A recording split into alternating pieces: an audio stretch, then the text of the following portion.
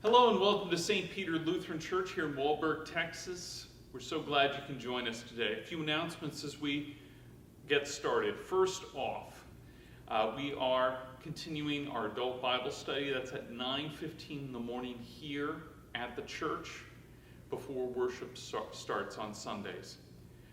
We do not have the pastor's Q&A though this week because it is Father's Day and we want people to spend time with their families. Also, we have completed our How We Got the Bible study. And just in case you're interested, we should have more studies coming up. Stay tuned for those. On July the 4th, we will be having hot dogs and a get-together after church, so we hope you can stay a little bit after that and join us for that fellowship time. In addition, the LCMC Texas District will be having its meeting at the end of the month. You can go online to the LCMC Texas District website and sign up for that. There is an early bird special, but it should be ending fairly shortly, early on in July. So please, if you haven't registered already, please do so. Without further ado, let's worship the Lord. The Holy Gospel according to Mark, the 4th chapter. On that day, when evening had come, he said to them, "Let us go across to the other side." And leaving the crowd, they took him with them in the boat just as he was. And other boats were with him.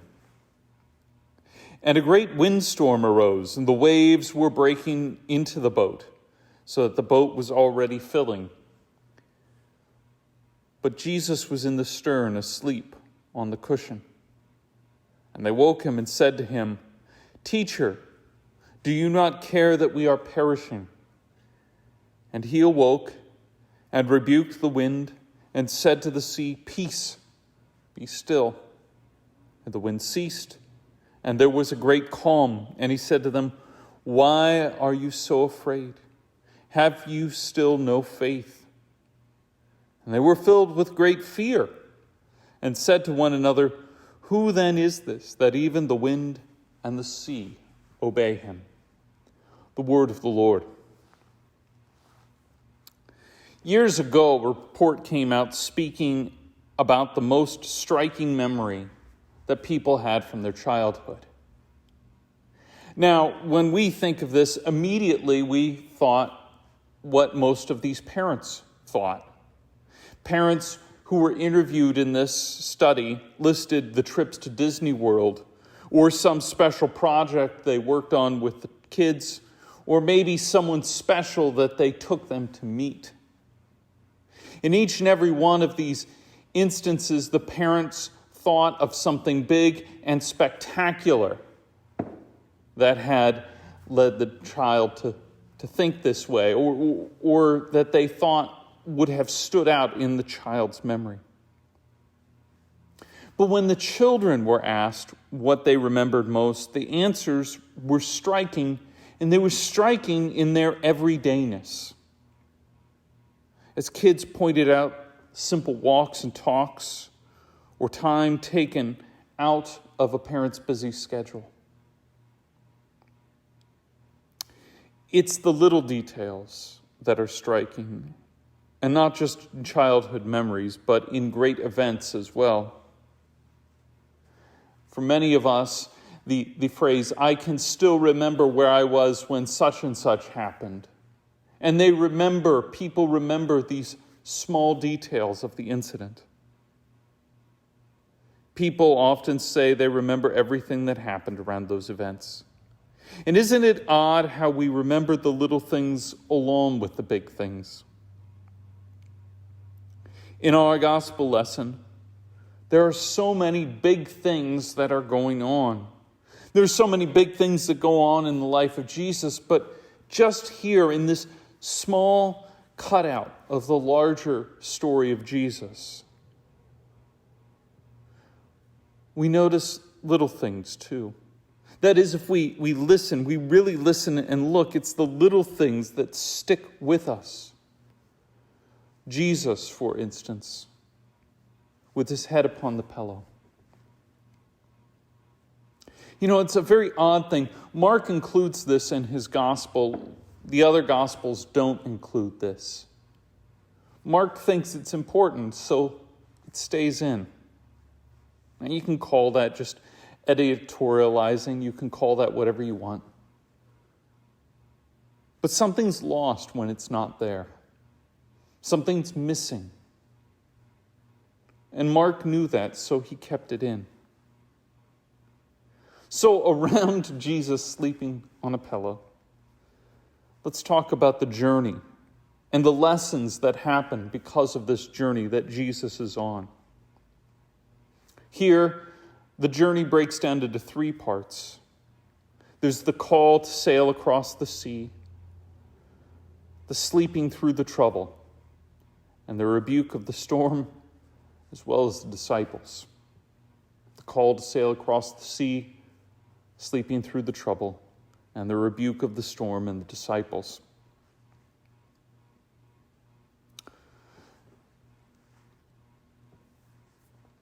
Years ago, I remember listening to U2's album, All That You Can't Leave Behind.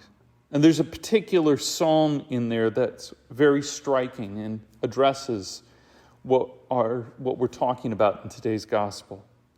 In the song, When I Look at the World, U2 mentions how different life must have been for Jesus' perspective and from Jesus' perspective. People are tossed here and there, and yet everyone is drawn to this strange Messiah. Sandwiched between a refrain about how an exhausted Christ must have collapsed dead tired at the end of each and every day of proclaiming the good news. There's that hopeful yearning to be a little Christ. And lead singer Bono croons, when there's all kinds of chaos and everyone is walking lame, you don't even blink now, do you?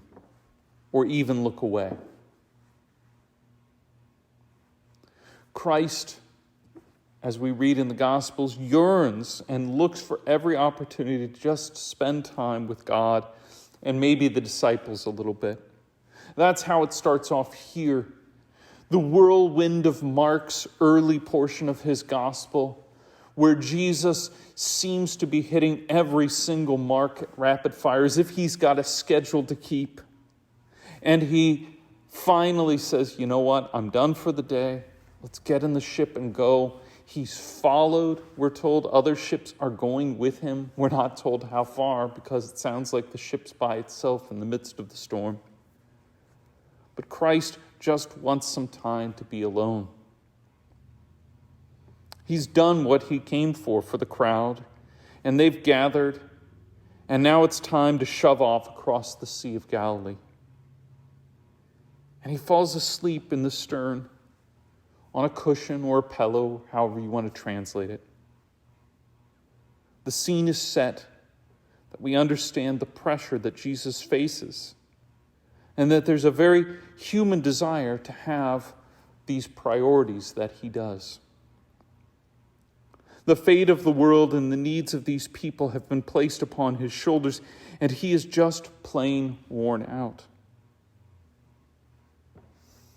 To many people, this may be offensive. Some people may say, well, this proves that he's not really God, and all the stories in the Gospels are lies because a God wouldn't be tired. Other people, embarrassed by the fact that Jesus needs rest, try to gloss over this, pretend that he doesn't, pretend that he always has it figured out, that he's some sort of superhero, some sort of Greek demigod. The Gospels reveal that he is fully God and fully human. And it's in this unique perspective that we see the glory of God. Dietrich Bonhoeffer once pointed out that God didn't come to save some sort of ideal humanity, but to save human beings. And because of that, he sent his Son in our likeness. Philippians 2:7 declares that though he was God, Christ emptied himself by taking on the form of a servant, being born in the likeness of men. Hebrews 4:15 seems to go even further by stating, we do not have a high priest who is unable to sympathize with our weaknesses, but one who in every respect has been tempted as we are, and yet without sin. There's a truth in the gospel that assaults our human desires. False religions imagine a God who is immune to human needs and struggles. But the God who we meet in Scripture is one who feels human needs and yet perfects that vulnerability. Paul, talking to God in prayer in 2 Corinthians 12, gets at this. And one is also reminded that in that weakness, the courage, the trust, the faith that God demands is something that he has lived through himself in the person of Jesus Christ.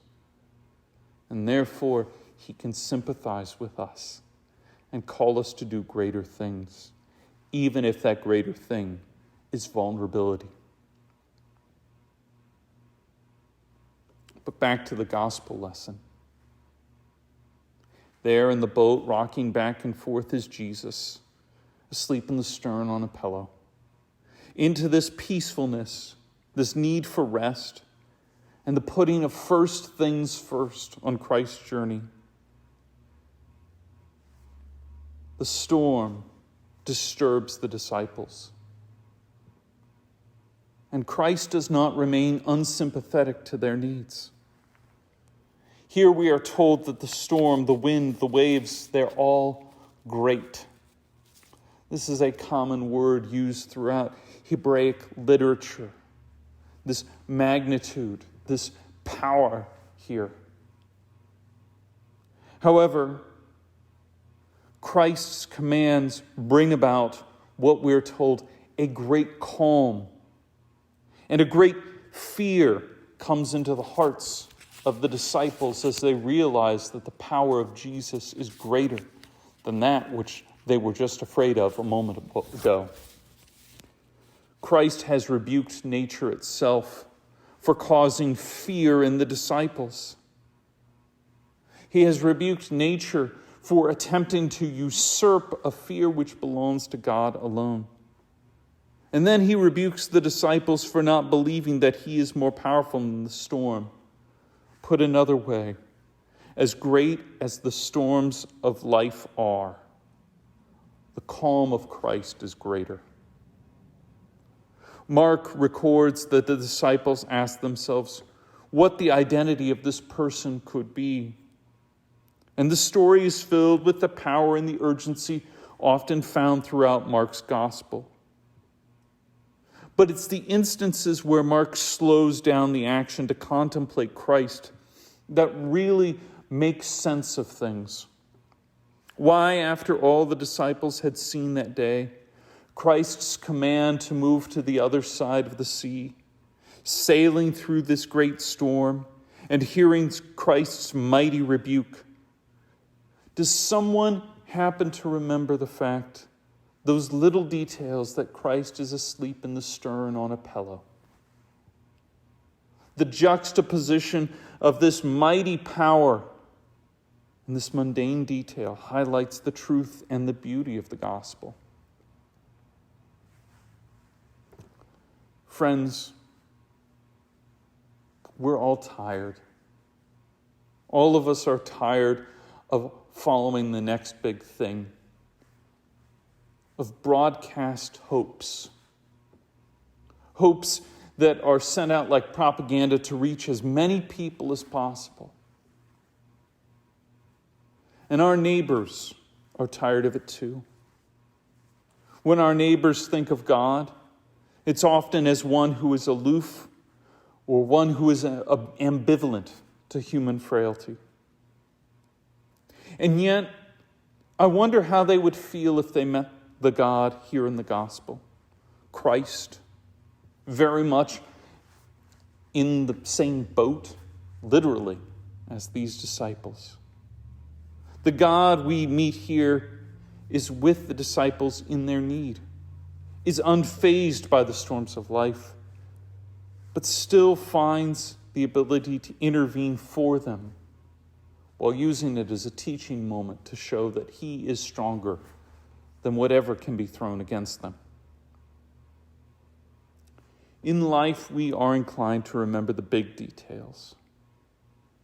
But it may be the simple ones, too, that mean just as much in our memories. It may be the little detail that when going out to proclaiming, let someone take a second look at a God who takes the time to be with us. Amen.